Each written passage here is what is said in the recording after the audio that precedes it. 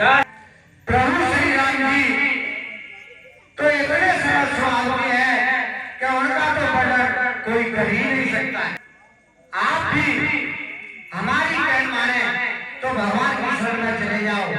और जे पाती उनके भाई छोटे भ्राता जो लक्ष्मण जी हैं उन्होंने दिए, उन्होंने कहा है कि अगर दशरथ अपनी कुशल चाहे तो माता जानकी जी को हमारे पास भेज दे और रावण दशानन हमारी शरण में आ जाए। और हे दशानन, आपकी भलाई इसी में है कि आप प्रभु श्री रामचंद्र जी की शरण में जाए। और हे दशानन, हमको आपके दूत समझकर और उन्होंने बांध लिया और हमें वे अपने महाराज सुग्रीव के पास ले गए। और हे दशानन, वे हमारी नाक और कानों को काटना चाहते थे, लेकिन हमने उन्हें उनके स्वामी श्री रामचंद्र जी की सौगंध बुलाई थी।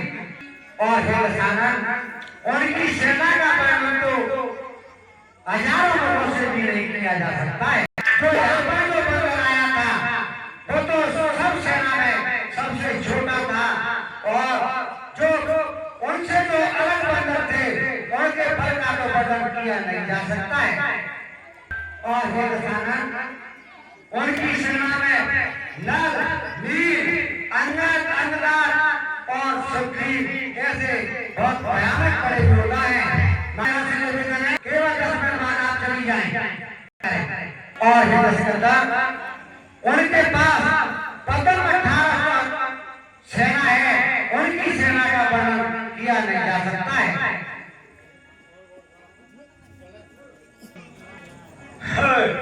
मूर्ख, जो कारण और भयातुर है वो संदेश पठाते हैं।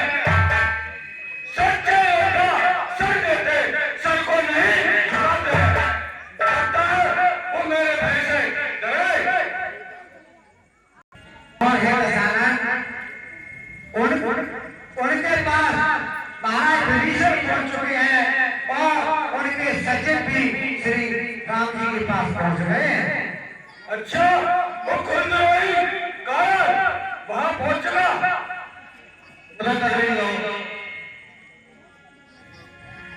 और हे दशानन, श्री रामचंद्र जी के जो छोटे भाई हैं लक्ष्मण जी, उन्होंने भी आपके लिए पार्टी भेजी है।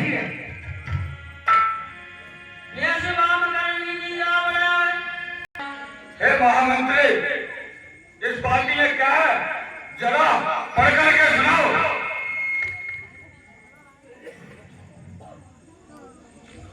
आने लिख दिया महाराज के अपने सरकार से कह देना हमारी शरण में आ जाए और जनक नंदिनी को हमें वापस दे दे, इसी में उनका भला है। तो सरकार मेरी बात को मान जाओ, दे दूं। इनकी नाक काट के बता नारे जी टोपी लगा रखी और दिल लगा महाराज शरण में आया।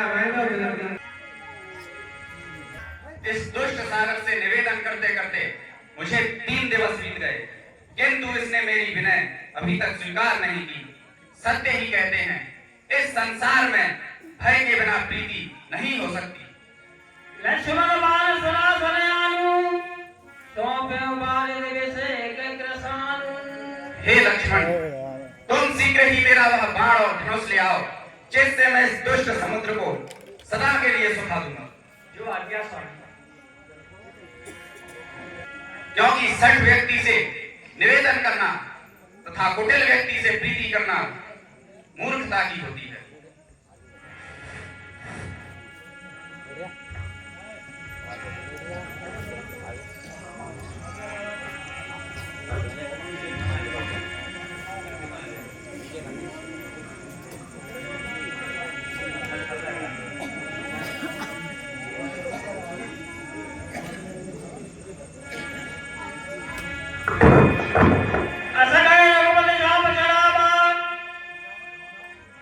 लक्ष्मण के मन भाव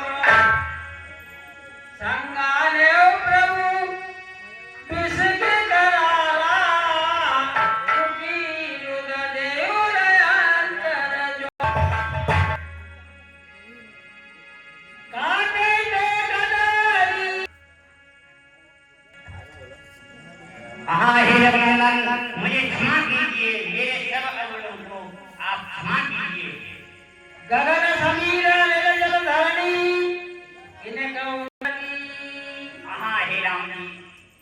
जल वायु पृथ्वी इनकी करनी हमेशा से ही जड़ है। ढोल गमार शूद्र पशु नारी सकल नाना के अधिकार। हाँ हे रघुनंदन, ढोल गमार माने अहंकारी, शूद्र पशु नारी, हे नाथ ये तो भय और सकल ताड़ना के अधिकारी होते हैं। प्रभु प्रताप में जाऊं सुखाई उतरे कटकुन मोर बढ़ाई। हाँ हे स्वामी, आपके बाण से मैं सूख जाऊं और आपका दल पार हो जाए। हे नाथ इसमें मेरी कोई बड़ाई नहीं, मेरी मर्यादा जाती रहेगी। और सुन हे नाथ, प्रभु के प्रताप से क्षण भर में शोषण हो सकता है मेरा, पर इतना ध्यान रहे भगवान गौरव विमुक्ता है मेरा। हाँ हे राम जी, आपकी आज्ञा अपेल है जो मेटी नहीं जाती है, ऐसा वेदों ने बताया है। आप आज्ञा दीजिए, मैं वही शीघ्र ही करूंगा काम। बोलिए ना। मैं आपकी इस प्रेम भरी वाणी से अत्यंत प्रसन्न हुआ। अब आप मुझे वह उपाय बताइए जिससे मेरी ये सेना सागर के उस पार उतर सके। ना हे ना, क्यों नहीं वो कार्य किया जाए, क्यों नहीं वो कार्य किया जाए जिसकी युग युग तक याद रहे, हो जाए विजय इन चरणों की, मेरा भी कुछ मान रहे। हाँ हे नाम, आपके दल में नल जी नाम के दो भाई भाई बन रहे हैं जिन्होंने लड़कपन में गुरु से आशीर्वाद पाया। हे रघुनंदन, जिनके स्पर्श करने से वो आपके प्रताप से भारी से भारी पत्थर पानी पर तैरने लगे।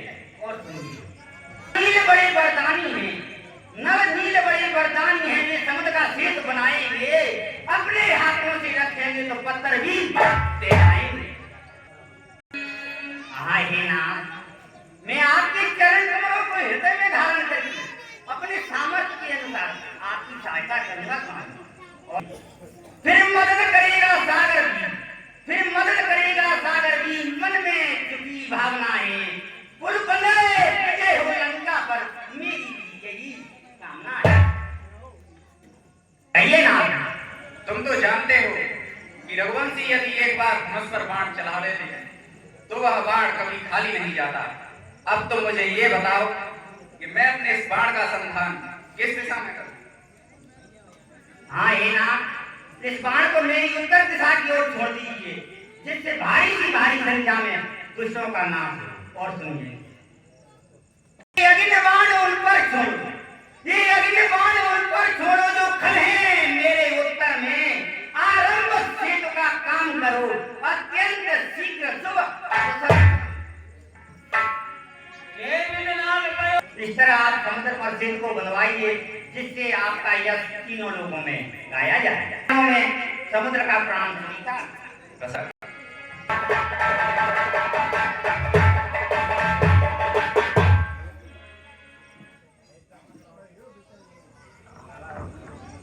हेलो।